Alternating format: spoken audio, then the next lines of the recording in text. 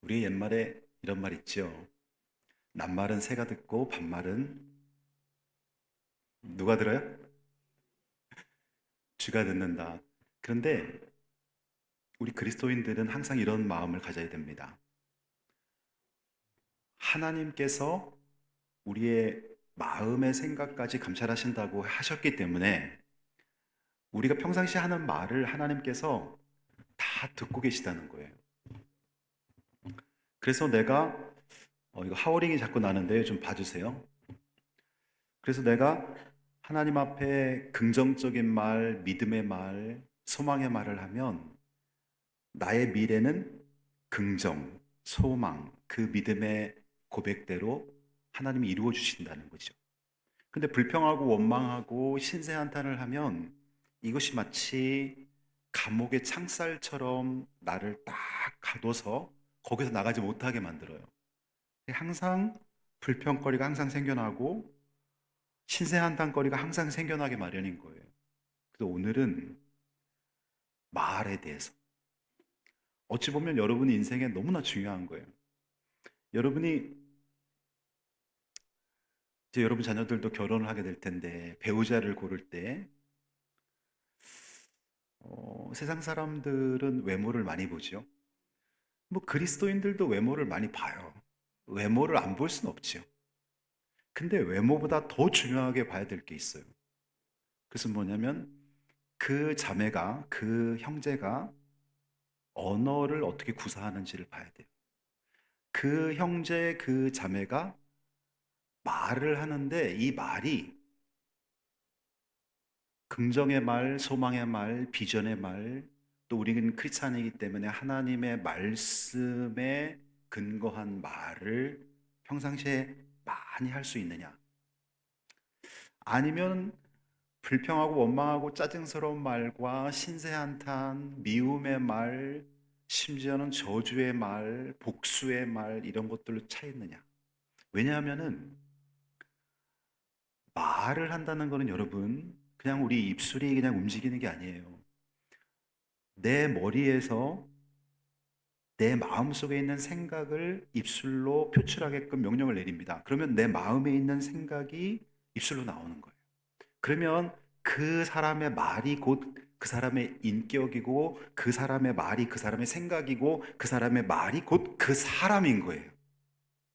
그러니 여러분 말을 잘 할 수 있는 것 자체가 굉장히 축복된 사람이고 하나님은 말을 보신다는 거. 말을 본다는 말은 언어만 본다는 것이 아니라 그 사람의 생각과 그 사람의 믿음이 말로 나오기 때문에 그 사람의 믿음을 본다는 것입니다. 여러분에게 책 5권 정도를 간략하게 소개하면요. 이 조용기 목사님이 책을 많이 집필을 하셨는데요. 그 중에 대표적인 책 한 권을 꼽는다면 4차원의 영적 세계입니다. 제가 예전에 공부하면서 지금부터 한 25년 전에 이 책을 읽게 되었어요. 어, 근데 이 4차원의 영적 세계는 이거예요. 우리가 1차원, 선, 2차원, 면, 3차원은 육각형 안에 공간. 우리는 이 3차원 세계를 살고 있어요, 지금. 이게 다 이제 공간 안에 있잖아요, 공간. 이게 3차원. 근데 4차원의 세계가 있다는 거예요. 그 4차원은 뭐냐면은 믿음의 세계, 꿈과 비전의 세계, 그 다음에 하나님의 말씀, 그리고 내 입술의 고백들로 이루어진 영적 세계. 그런데 우리는 3차원을 살면서 이 3차원 보이는 게 다라고 생각하지만 우리의 삶을 실제적으로 이끌어가는 세계는 4차원이라는 거예요. 그래서 나의 믿음이 내 인생을 이끌어가고 나의 꿈이 내 삶을 이끌어가고 하나님의 말씀이 나를 이끌어가고 내가 고백하는 나의 말이 나를 이끌어간다는 거예요. 이게 4차원의 영적 세계. 그 다음에 또 하나는 조엘 오스틴이 쓴 긍정의 힘이라는 책인데요. 이거 아마 여러분 읽어보신 분들 여러분 계실 거예요. 여기서는 환경과 조건이 아니라 우리의 믿음과 태도가 우리 인생을 결정한다는 것입니다. 나는 안 될 사람이야. 내가 하기만 하면 뭔가 항상 꼬여.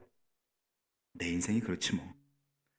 항상 안 된다고 얘기하고 항상 부정적으로 얘기하는 그런 사람은 그 부정과 안 된다는 그 생각이 그를 이끌어 갑니다. 그런데 하나님이 나와 함께 하시기 때문에 모든 것이 합력해 선을 이룬다. 지금은 힘들고 어렵고 내가 이해할 수 없는 많은 환경 속에 내가 처해 있지만 하나님이 나와 함께 하시기 때문에 결국은 합력하여 선을 이루신다. 라는 것을 믿고 그렇게 말하는 사람들은 그 고백이 그 삶을 이끌어가서 열매를 맺는다는 거예요. 이게 긍정의 힘, 긍정적으로 생각하는 것이죠.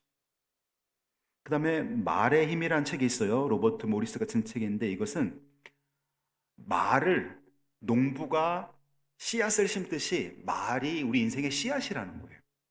그래서 내가 부정적인 말을 심으면 그거로부터 부정적인 열매를 거두고 긍정적인 말을 심으면 긍정적인 열매를 거둔다는 거예요.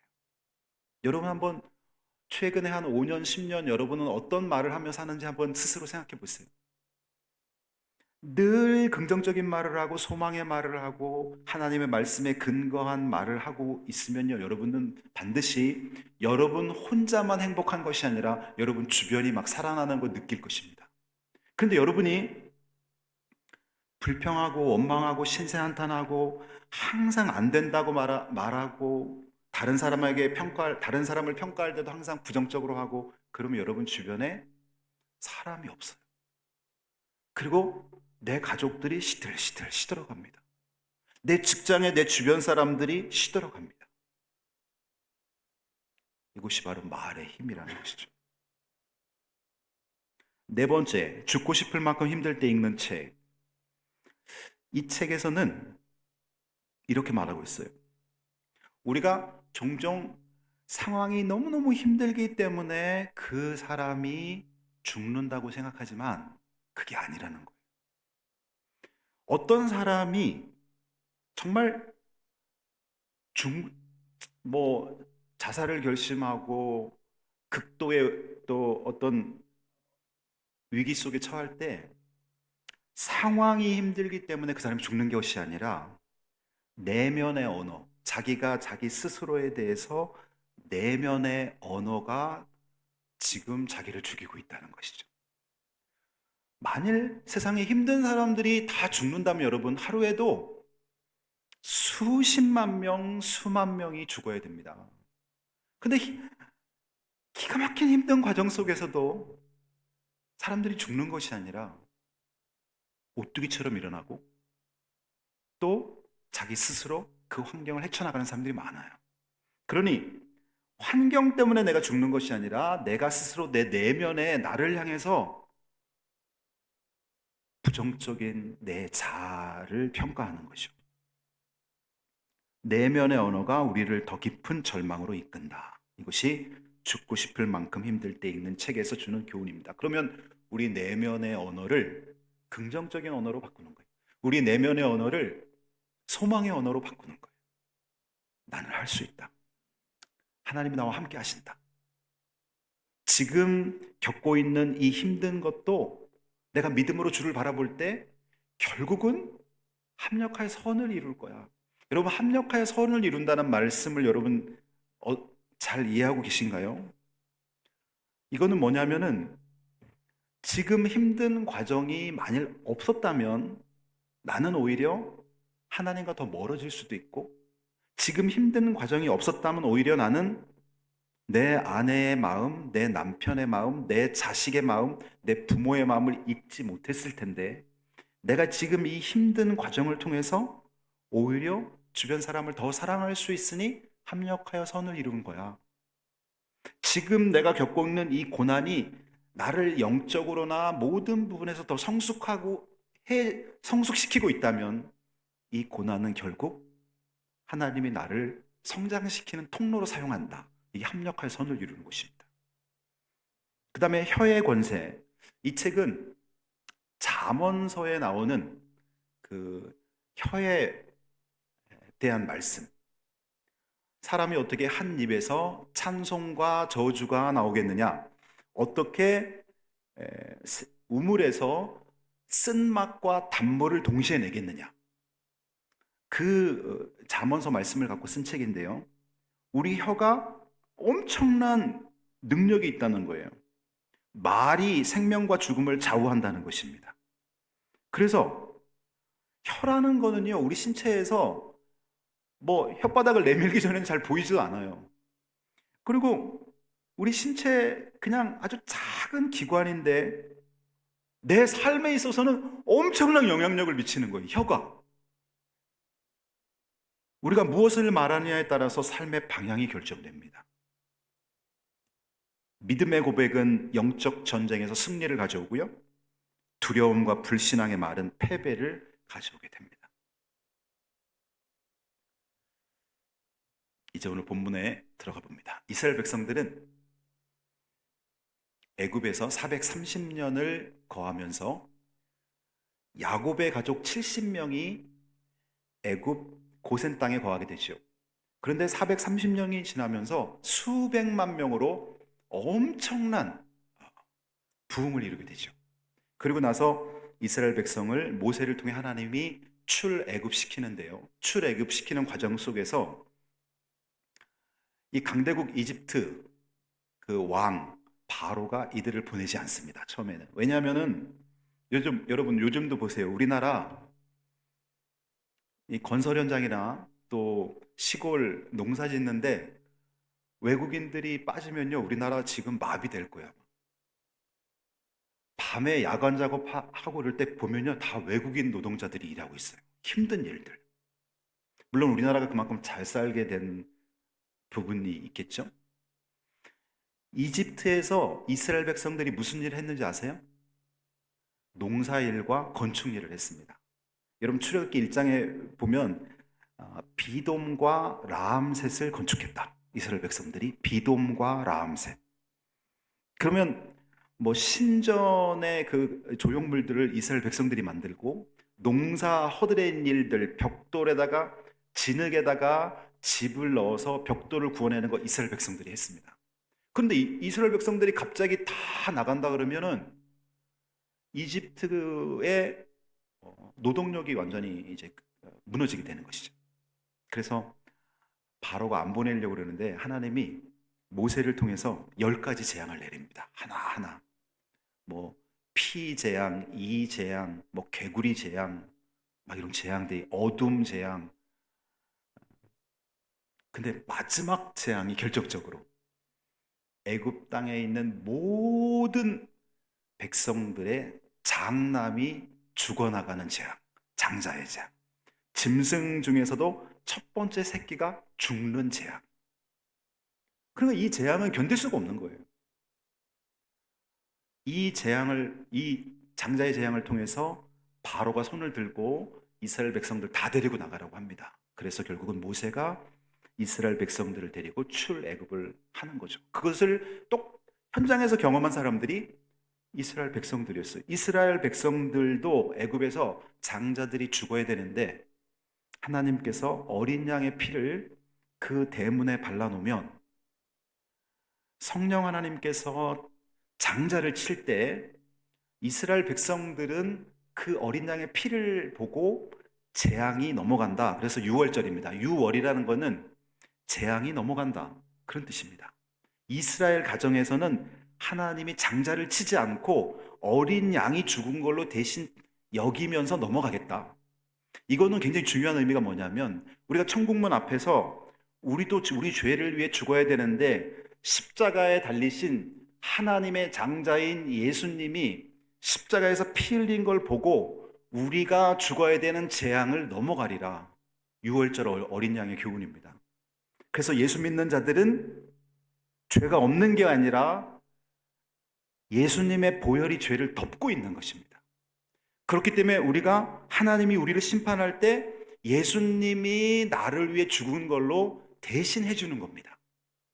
그러니 사망에서 생명으로 옮겼느니라. 이제 이스라엘 백성들이 홍해를 건너서 가나안 땅으로 가는 여정 속에 들어갔어요. 여러분, 바다가 갈라지는 거, 우리가 가끔 보면은 바다에 물이 빠진 현상을 놓고 홍해가 갈라진다고 홍해의 기적, 모세의 기적 이렇게 뉴스에 나오는데, 사실은 홍해가 갈라질 때 그렇게 갈라진 게 아니에요. 이 홍해가 쫙 갈라질 때 물이, 여기 우리 양쪽 벽을 보십시오. 벽처럼 수십 메터가 이렇게 서 있는 가운데 굉장히 넓은 공간으로 갈라졌어요.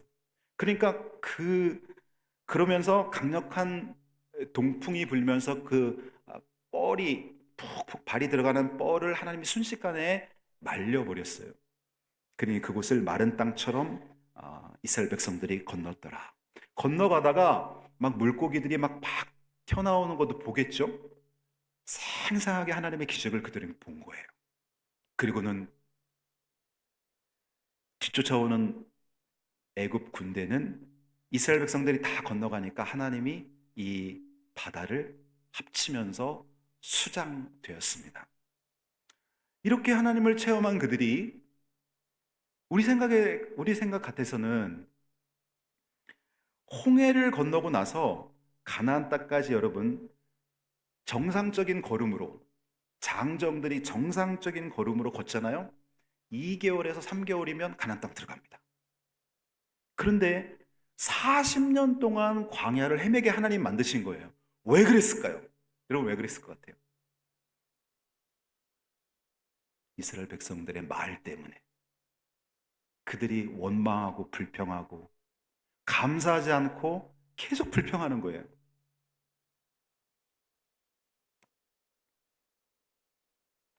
물론 힘든 생활인 건 알아요. 광야에서 애굽에 있을 때만큼 먹을 것도 많지 않고 음식 종류도 만나만 먹어야 되고 농사를 지을 수 없으니까 하나님이 매일 하늘에서 양식을 내려주는데, 마치 한과처럼 생긴 꿀 섞인 과자처럼 생겼더라.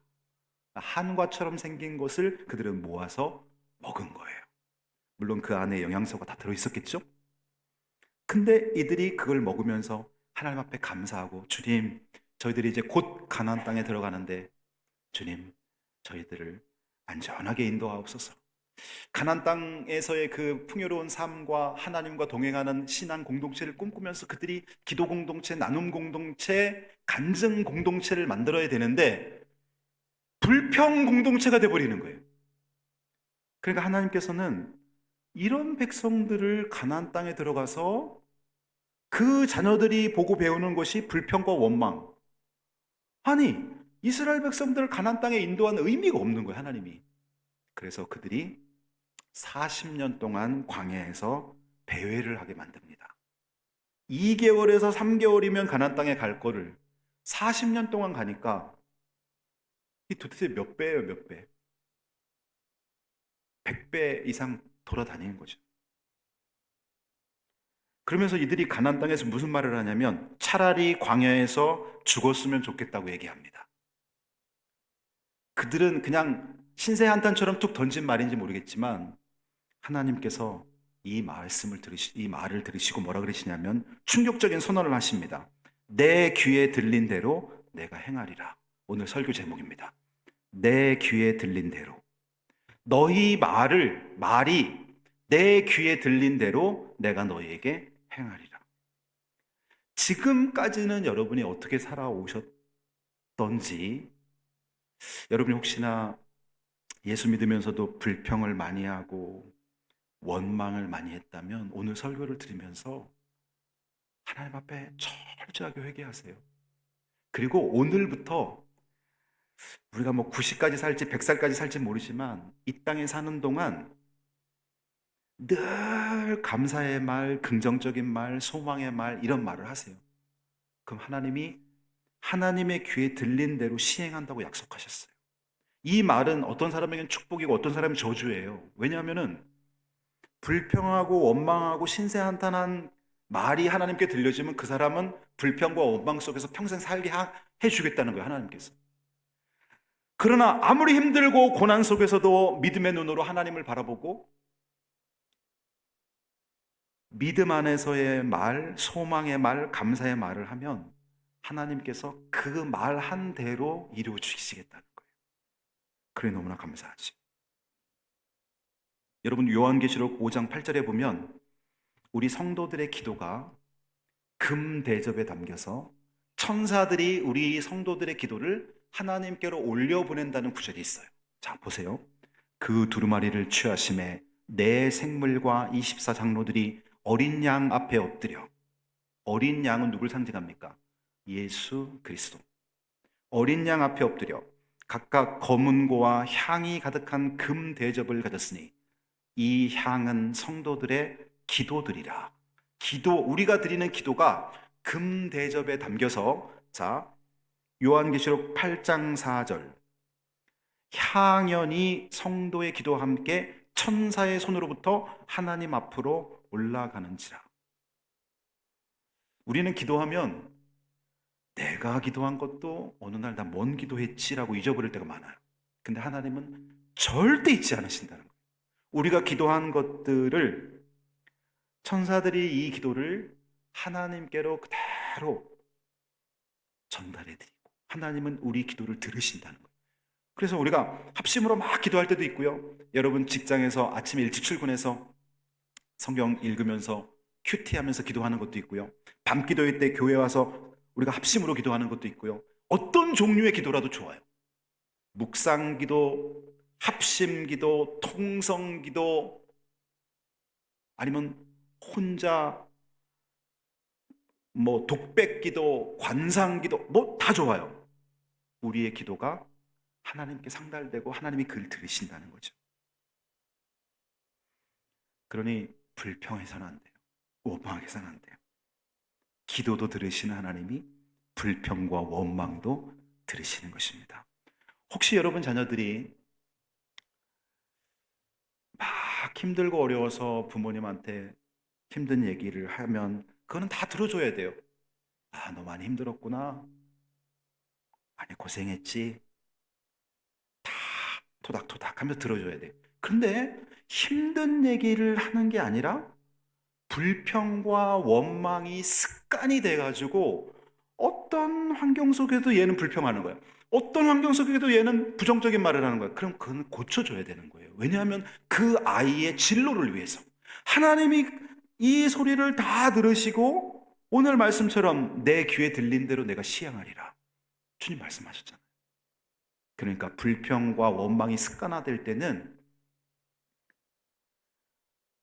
너가 힘들더라도 하나님이 너와 함께 하신다. 그리고 지금 이 힘든 과정이 우리가 함께 기도하고 주님께 맡기면 합력하여 선을 이루신다고 했어. 그러니 우리가 이 상황 속에서 감사해보자. 불평과 감사는 전혀 다른 결과를 갖고 옵니다. 불평은요, 인생을 무너뜨립니다.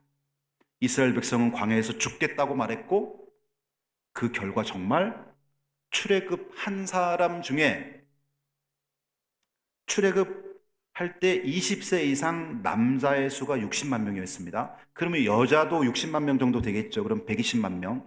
그 당시에는 아기를 하나 둘 낳는 경우가 아니라 보통 뭐 5명 이상 막 이렇게 자녀를 많이 낳는 시대란 말이에요. 그러면은 출애굽 인구는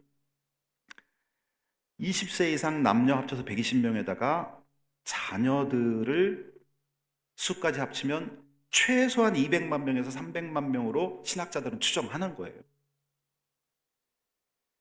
그 300만 명 중에 20세 이상의 남녀 120만 명 중에 가나안 땅에 들어간 사람이 몇 명인 줄 아세요, 여러분? 맞춰보세요. 출애굽 출발할 때 20세 이상인 남녀가 약 120만 명 된단 말이에요. 그 중에서 가나안 땅에 들어간 사람이 딱 2명밖에 없어요. 여호수아와 갈렙. 여호수아와 갈렙은 긍정적인 보고를 합니다.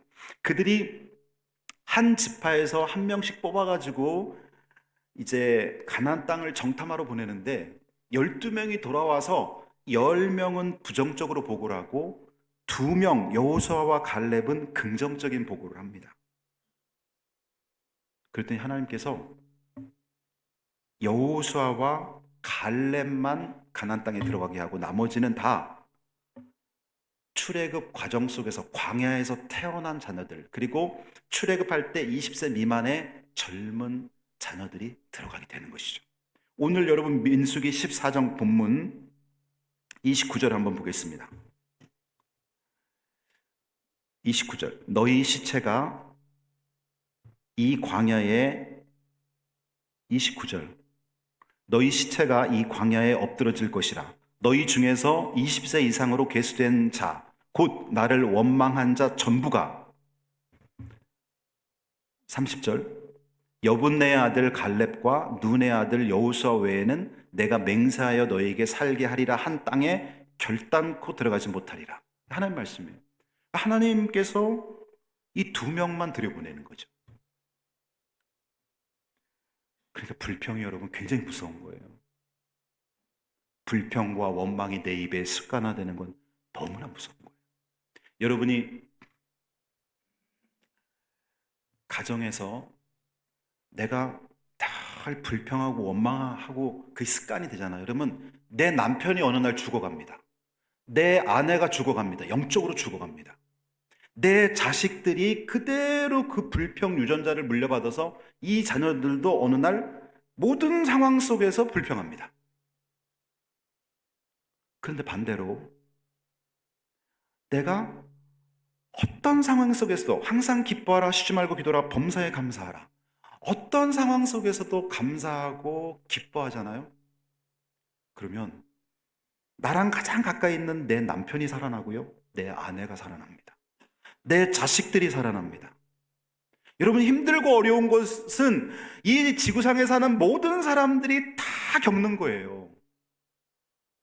이 땅에 태어나서 눈물 흘릴 일, 고통스럽고 아픈 일 없이 사는 사람 여러분 보셨어요? 단 한 명도 없어요.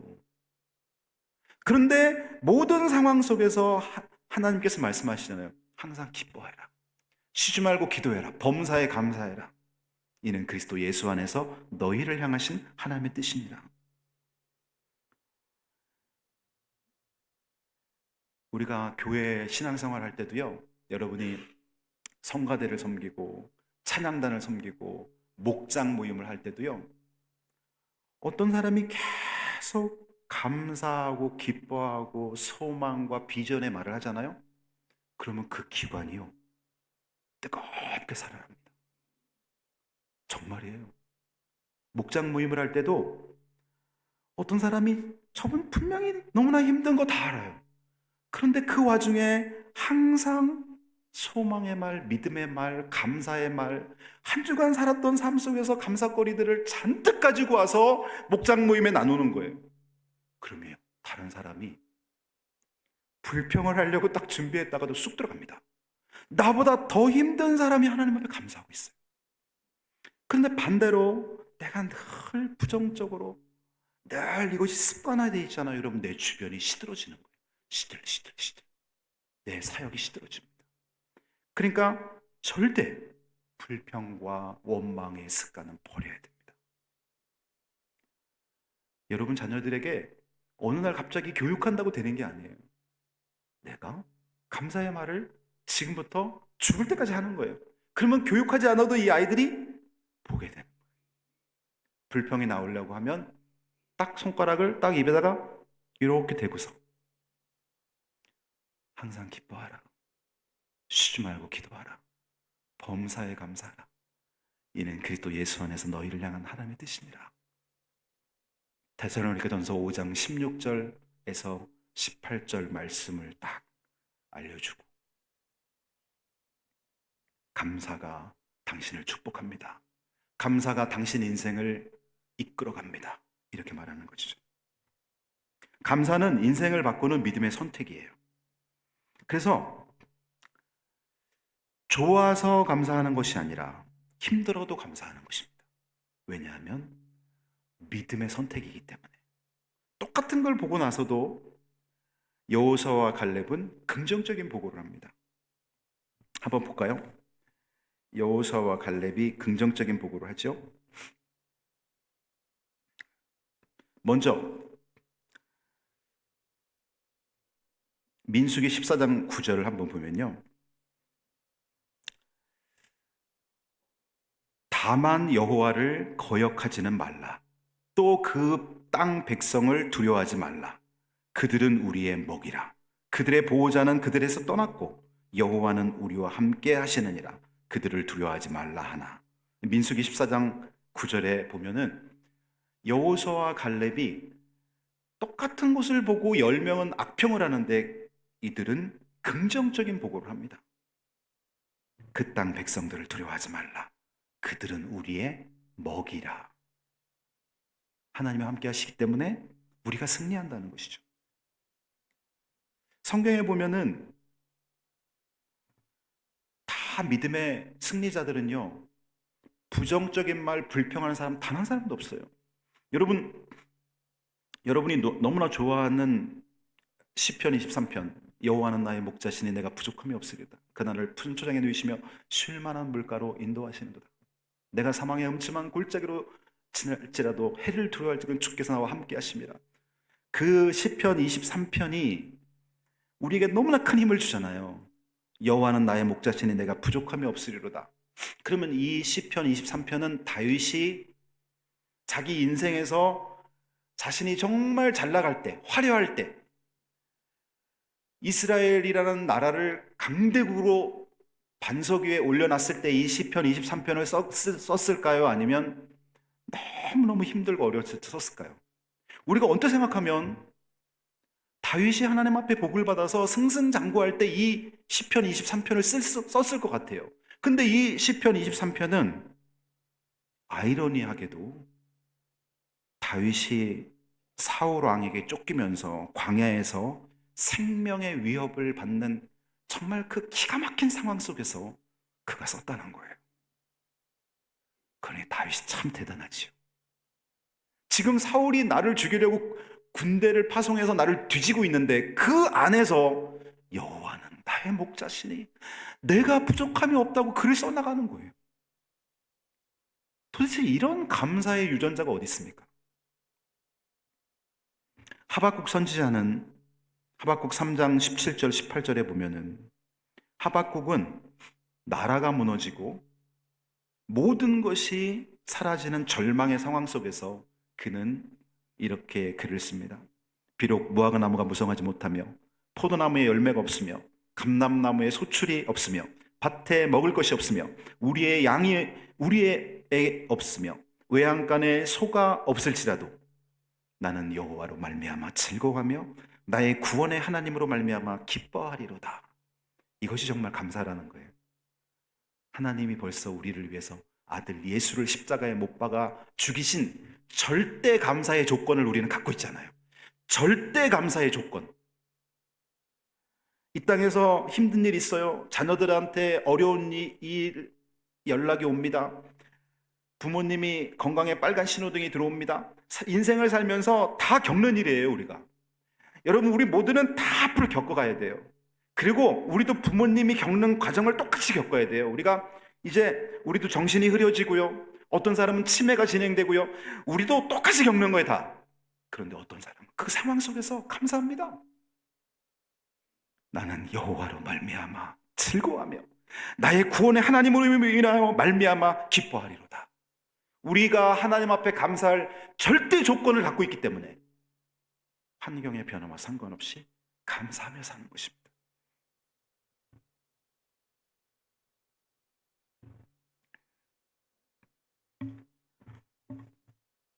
성경에 나오는 인물 한두 명만 더 소개하면요.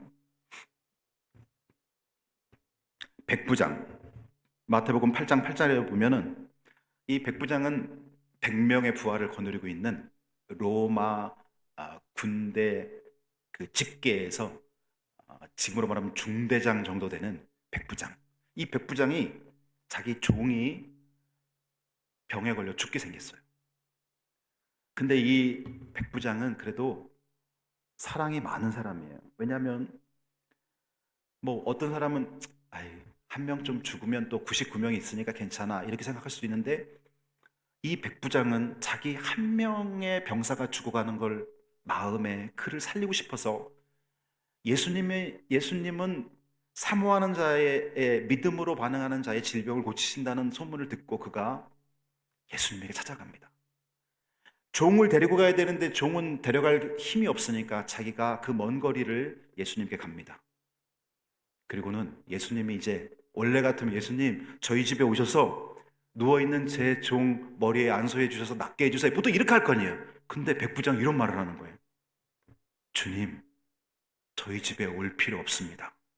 여기서 말씀만 하셔도 제 종이 낫습니다. 예수님이 깜짝 놀라는 거예요. 도대체 내가 이스라엘 백성들 중에 이만한 믿음을 본 적이 없다. 그는 믿음의 말을 하고 있는 거예요, 지금. 믿음의 말. 다른 사람들은 예수님이 다 믿게 해줘도 못 믿는데 이 백부장은 예수님을 놀라게 만드는 거예요. 말씀만 해도 공간적으로 떨어져 있는 내 하인이 낫습니다. 예수님은 창조주 하나님이 아니십니까? 그런 고백을 지금 하고 있는 거예요. 여러분, 믿음의 말이요, 세상을 바꾸는 것입니다. 베드로는 누가복음 5장 5절에 보면은 예수님께서 오셔서 밤새 고기가 있을 만한 곳을, 이 베드로는 고기 잡는 데 대해서는 베테랑 아닙니까? 날씨, 시간에 따라서 고기가 많이 모이는 걸 다 꿰뚫어서 알고 있는 사람 아닙니까? 그래서 밤새 고기를 잡는데 그날은 안 잡히는 거예요. 근데 예수님이 오시더니 깊은 데로 가서 그물 던져보라 그러는 거예요. 근데 분명히 자기 생각과 자기 노하우로는 깊은 데 고기가 지금 나올 시간이 아니에요. 근데 베드로는 믿음의 말을 합니다. 시몬이 대답하여 이르되 선생님, 예수님에게 말씀하는 거예요. 선생님, 우리들이 밤이 새도록 수고하였을 때 잡은 것이 없지만은 말씀에 의지하여 내가 그물을 내리리이다. 이것이 바로 믿음의 말입니다. 말씀에 의지하여 내가 그물을 내리리이다. 여러분, 때로는 목회자가 여러분에게 신앙의 어떤 유익이 되는 교회 봉사나 하나님의 사역을 맡길 때 여러분들이 이렇게 말할 수 있어요. 목사님, 저 말주변이 없어 못해요. 목사님, 저 지금은 아니에요. 근데 여러분도 베드로처럼 그런 긍정적인 말을 해보세요. 제가 부족하지만 해보겠습니다. 제가 연약하지만 목사님 해보겠습니다. 그때 하나님이 그 말을 들으시고 역사하시는 거예요, 여러분. 우리가 어떤 말을 하느냐, 그 말은 그냥 단어 하나하나를 말하는 것이 아니라 그 말에는 내 생각이 들어가 있고 그 생각이 들기까지 신앙의 배경 속에서 그 말이 형성된다는 거예요. 그러니까 하나님이 말을 보고 그대로 시행하신다고 말씀하시는 것입니다. 오늘 말씀을 맺겠습니다. 지금까지 내가 가정이나 교회에서 부정적인 말을 했다면 주님께 회개하면서 주님, 오늘 이 시간부터 주님이 나를 천국으로 부르는 그날까지 긍정적인 말을 하겠습니다. 믿음의 말을 하겠습니다. 주님, 소망의 말을 하겠습니다. 이렇게 결단하고 그대로 살아서 여러분의 가정에 놀라운 복이 임하는 우리 모두가 되기를 예수님의 이름으로 축복합니다. 기도합니다.